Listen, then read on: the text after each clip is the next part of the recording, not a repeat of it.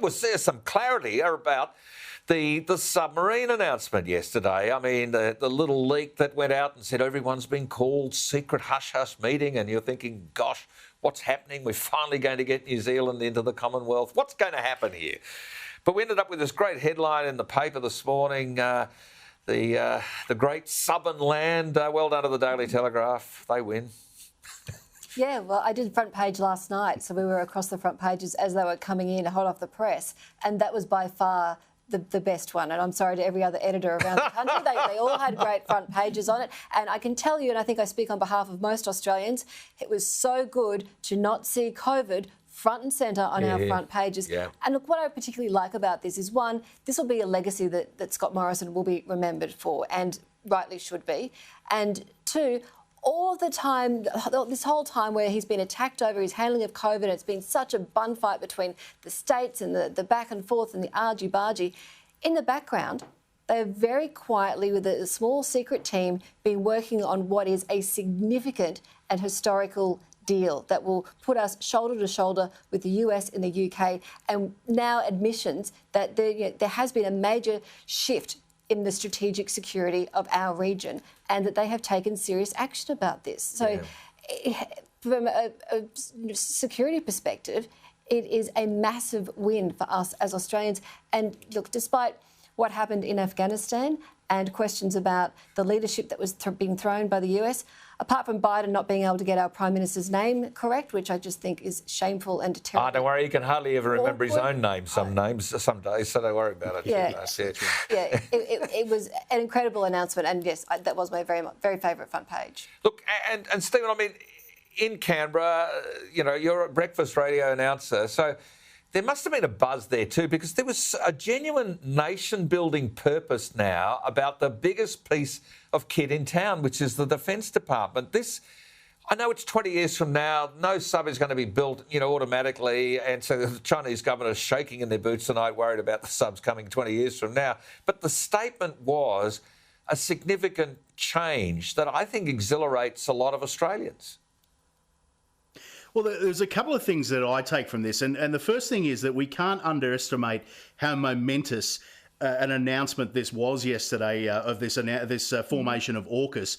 The kind of negotiation that must have gone on behind the scenes on the part of not only Scott Morrison but also Peter Dutton, and I'll even give credit to Maurice Payne, the Foreign Minister, on this.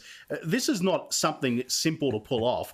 It's obviously taken months and months and months of negotiations, and somehow they've kept it all secret. But what it says is the federal government is not governing according to social media like the state and territory governments are. I mean, I actually had one state politician tell me that if we didn't do certain things the way we did, could you imagine the online backlash? Well, the federal government's ignored all of that and really put pay to Anthony Albanese's assertion that the Prime Minister only had 2 jobs this year. Clearly, the Prime Minister didn't think he only had 2 jobs and pulled off a pretty big one. And Bronwyn, this is the part. I mean, you and I both were honoured to sit in the federal parliament. I get the provincial outlook of the provincial leadership of the premiers. I understand that. But when you're sitting in that national parliament, you kind of look at those bigger things, and right up there is the defence of our nation. Our national sovereignty is the biggest game in town.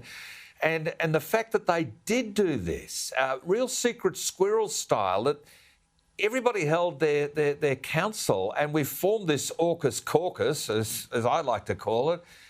It makes sense. We've done something right here. Well, yes, we have.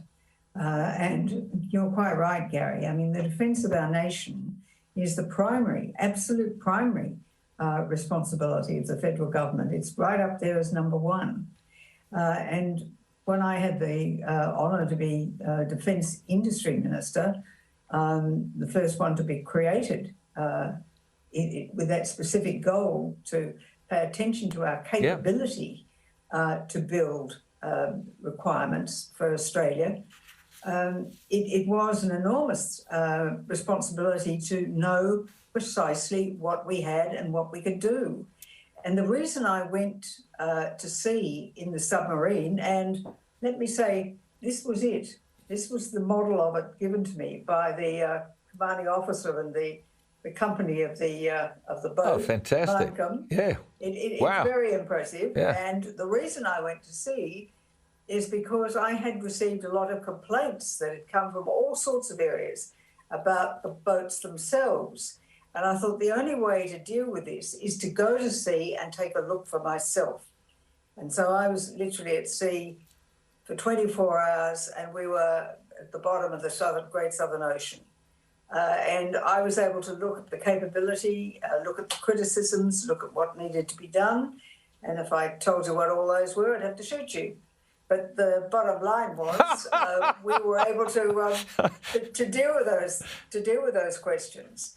And those boats are, in fact, very important to us. And Peter Dutton's early statement about having them refitted so that they will be able to continue to be useful until we take delivery of the new submarines was a very sensible one indeed.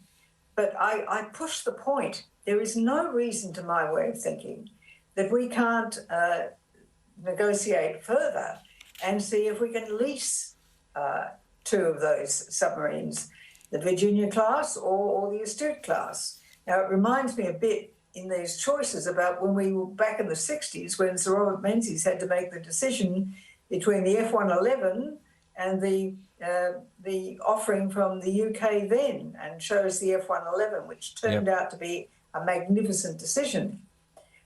So it seems to me if we could negotiate a lease so that we're bringing people up to scratch, we're integrating crews with the United States. After all, the first two submarines we ever had in Australia, the AE-1 and the AE-2, were British submarines, and they had integrated crews.